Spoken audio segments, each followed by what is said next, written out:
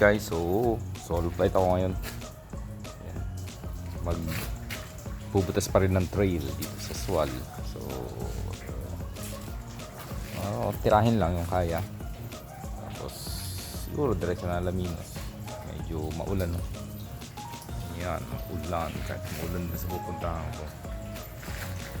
So sana walang disgrasya para smooth lang. Alright.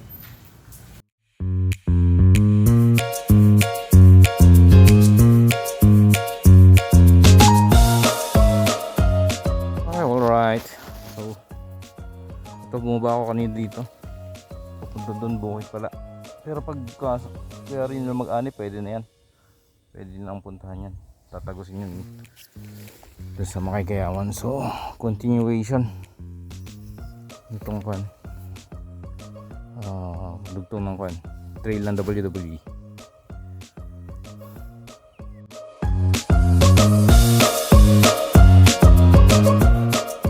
Okay, so isa na naman dead end, bukid, pero may daan sana pa. Kaya lang bukid, ayaw nating daanan yan, magagalit sila, nakakaya sa may-ari. So babalik, kailangan natin bumalik. Alright, solo ride all the way.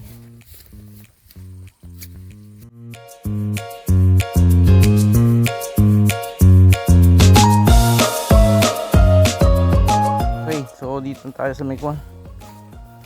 Okay, ng likod ng undercut ba to? Yan. So dito may dalawang option. Option 1, ito, matarik, or option 2, yan.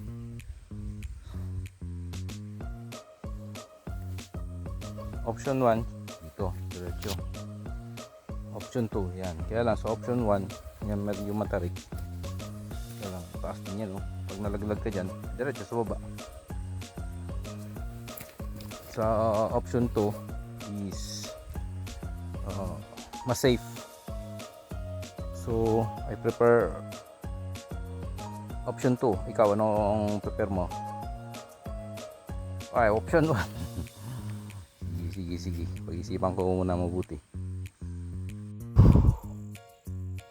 Ayan, so gumagawa ko ng daan. Wala daan, gawa taan, sabi ni Master Johan. So doon ako galing kanina.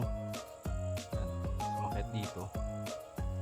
Bali dating daan to. Hindi ko alam kung daan to, fire break. Pero basta kinadkad nila.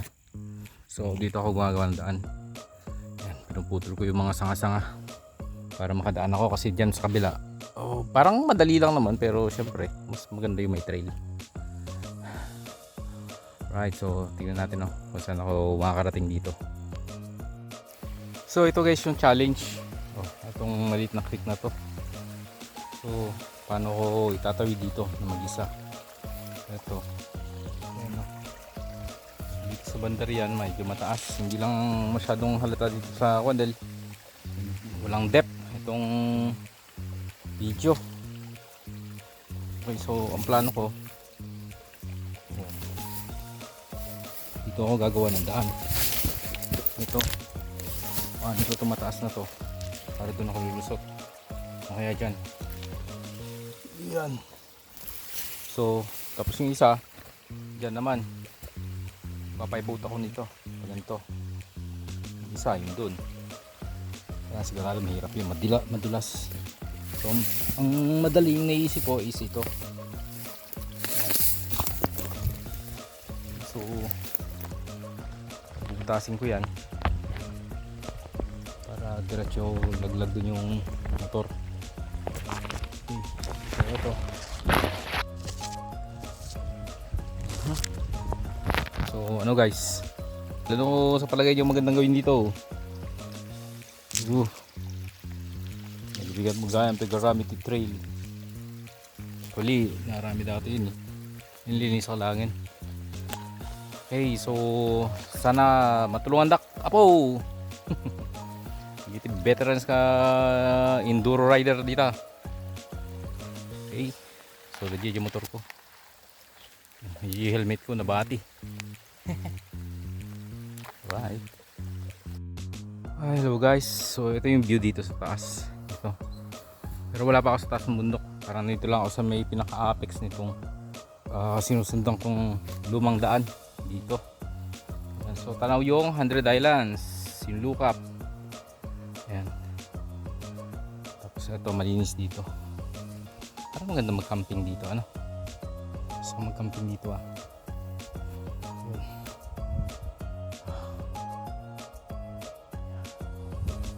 Ang campsite dito. Right.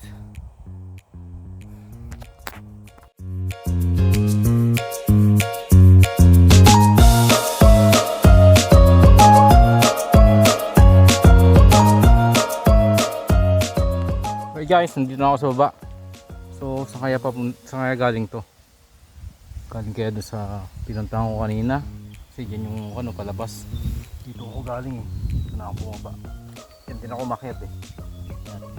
So yan ang gusto ko ma-discover kung yan ba ang lalabasan nun dito sa kabila. Let's see. Sarap sa ilalim ng kawayanan. Ayan, malabo doon, medyo malinaw. So dito ako sa ilalim ng kawayanan. Almost palabas na to. Dito na sa Bandrian, is kalsada na. Right. So nandito na ako sa Victoria. Victoria's Wall. Love you guys.